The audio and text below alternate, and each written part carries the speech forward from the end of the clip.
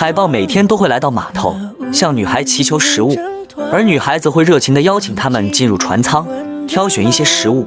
吃过东西后，这些海豹并不会立即离开，而是会欢快地跑到女孩身边，渴望被抚摸，甚至炫耀他们最新学会的把头缩进身体的特技。他们之间的情谊如此深厚，原因是1年前，其中一只海豹被困在渔网中，搁浅在岸边。女孩恰好发现了它，并及时呼叫救援队将其救起。